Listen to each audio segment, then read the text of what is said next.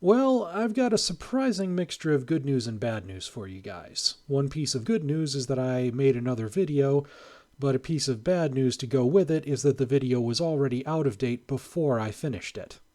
Another layer of good news on top of that, the reason it's out of date is because Blizzard actually did some of the things I was asking for in that video.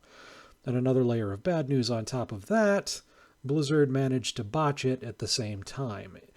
Uh, Before I add another layer on top of that, I should probably just let you guys see the video that I made, and then add some commentary after that about what happened.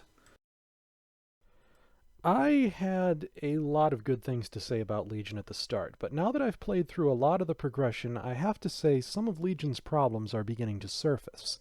I'll get into more of those problems in later videos, but in this video, I'll be focusing on my journey through engineering specifically.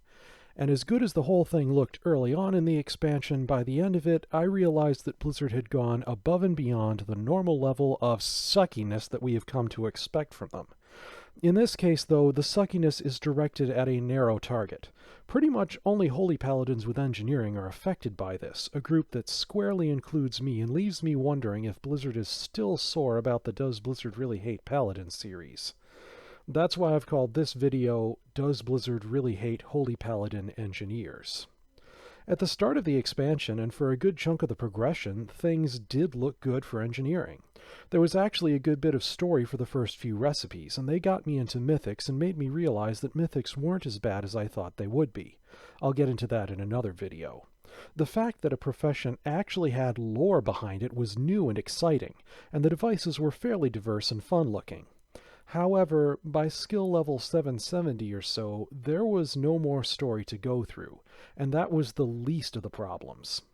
Basically, I had two choices to get my skill level up further at that point. Either find the level 3 goggle recipe, which was hidden inside an annoying faction scenario, or else burn through a huge number of Blood of Sargeras to make a trigger, which is a pet that doesn't sell all that well and isn't really fun to make at all. I did not enjoy the scenario much at all, so I tried the Blood of Sargeras route. One silver lining to making a lot of triggers is that each one gives you 5 skill ups, though even burning through all that Blood of Sargeras wasn't enough to get me to level 800. I actually had to get that level 3 recipe after all.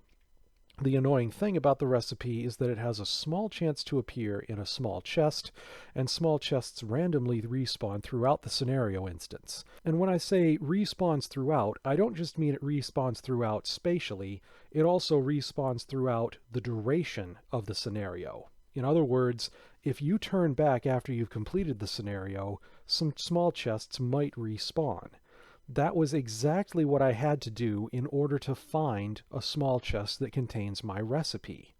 So for me, the scenario's gameplay amounted to the following. Clear out as much of the scenario as possible, which was tough at first since I didn't have the gear to last very long, and after I've cleared it of enemies, run back and forth through the empty instance, looking for chests, grabbing each one that I can see, hoping to the light that the level 3 recipe is in there.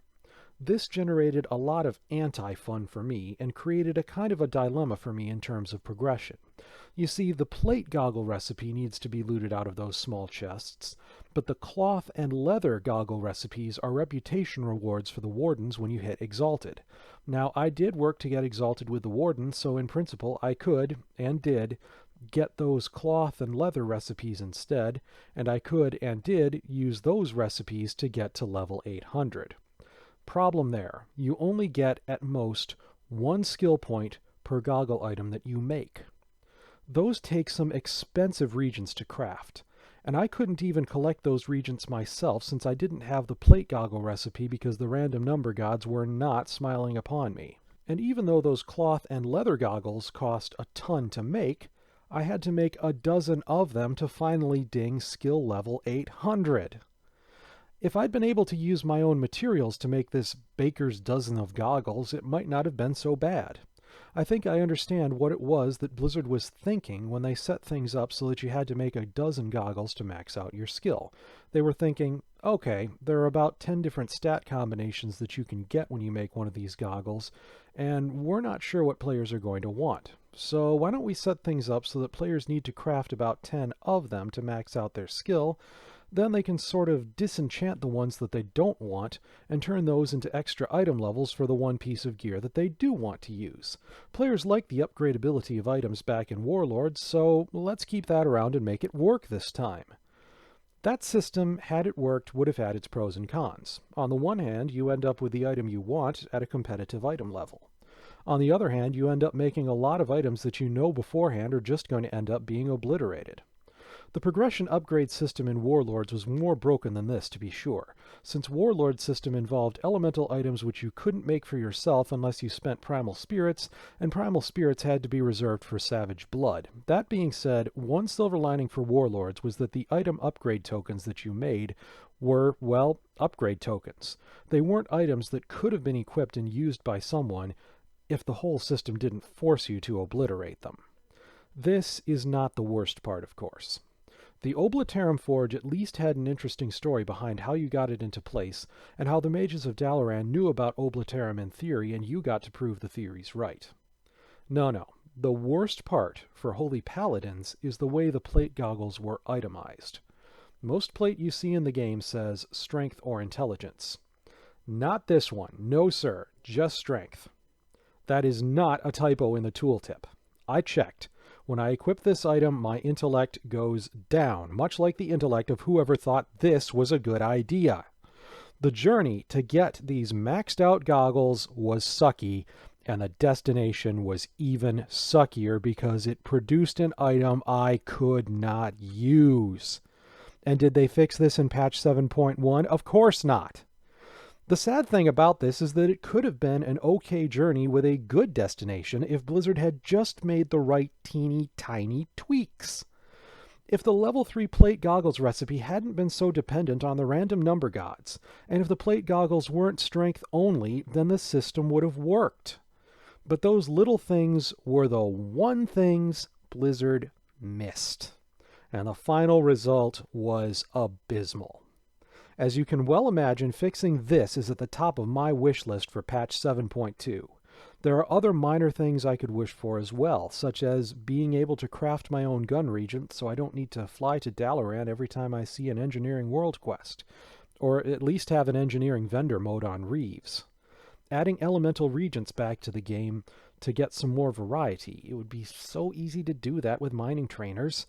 Adding new recipes for equipable items like gloves or boots, more storylines for the profession, those are all on my wish list, but way above all of those is that Blizzard fixes these stupid plate goggles and gets some intellect on them. And preferably some intellect in their own heads as well. Well, the good news is Blizzard did fix it so the Iron Sight cranial cannon had both plus intellect and plus strength. And another piece of good news is that Blizzard really did expand on the engineering profession in Legion by adding another set of goggle recipes. And now for the even bigger stack of bad news. Blizzard timed it so the plus intellect fix and the new recipe happened at the exact same moment, and the fixed item became obsolete. Real smooth, Blizzard. Another piece of bad news. My complaint about the way I got the rank 3 plate goggles recipe was that it relied on the random number gods a bit too much. And not only is the way that you get the new goggle recipe also reliant on the random number gods, but the materials from which you make the new goggles also depend heavily on the random number gods as well, to an even worse extent. What Blizzard did was they added another boon that you can enchant your shoulders with. I liked to use Boon of the Blood Hunter since it was a decent way to get a few extra Blood of Sargeras now and then, plus I had maxed out reputation with the Wardens anyway, so I might as well. But now I cannot use Boon of the Blood Hunter, because Boon of the Builder is pretty much mandatory for engineers now. Boon of the Builder gives you a small chance to find a sprocket container on enemies that you kill, and sprocket containers have a small chance to either A, have the new goggle recipes inside, or B, have an item called hardened fell glass inside, which you need 6 of to make the new goggles. Where do I begin explaining why this is bad? Well, I already have, in that implementing this as a boon means engineers are cut off from other boons that they might want, or else they can't get the materials. Secondly, giving us a small chance wrapped within a small chance to get the materials we need may look like a perfect gating mechanism from a developer standpoint, but it is just plain painful and annoying and anti-fun from a player standpoint. One more issue with the sprocket containers. While I wanted to have another way to get reagents like scopes and guns other than buying them from vendors, having them as consolation prizes when I don't get fell glass out of a sprocket container is not a good way to obtain them. When I go to a vendor, I get exactly the reagents that I need. When I get a reagent out of a sprocket container, Light only knows whether the one I get will be the one that I need. Generally it isn't, so finding them in sprocket containers is neither fun nor rewarding. There are a few silver linings here.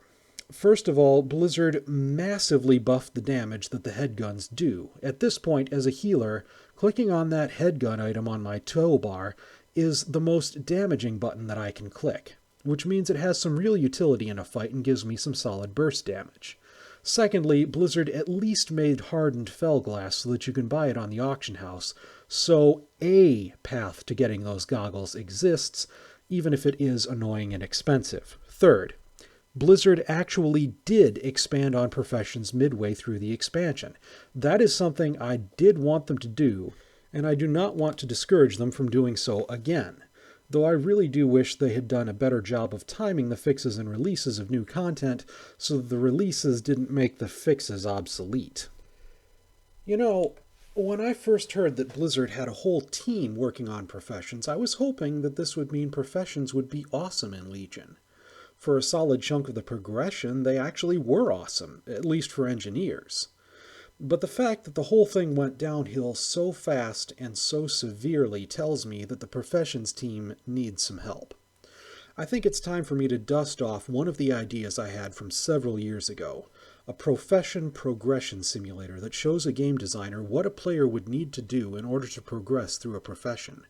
A simulator like this would allow the designer to see how difficult or how easy the progression would be, and how annoying or how fun it would be as well. It would also allow the designer to know what the consequences of adding a quest or a reagent or a recipe would be, whether it would ruin a progression or perfect it. There are two problems with this idea, though. First of all, I'm going to need help. I'll need people to actually use this tool to create their own profession progressions, because the best I can do is map out my ideal progression for engineering and mining. I know very little about jewel crafting or blacksmithing or alchemy or leatherworking or whatever else. Secondly, I somehow need to get Blizzard behind the idea. I plan to have almost all the source code available to Blizzard for them to make their own version of the progression mouthful of marbles. Progression profession simulator once I get it working, but before I get a real tool like this working, I need feedback from my viewers and my fellow players to know whether this is worth pursuing. I have quite a few other projects on my plate at the moment, but if it helps World of Warcraft, I'm prepared to lay those projects aside for the time being.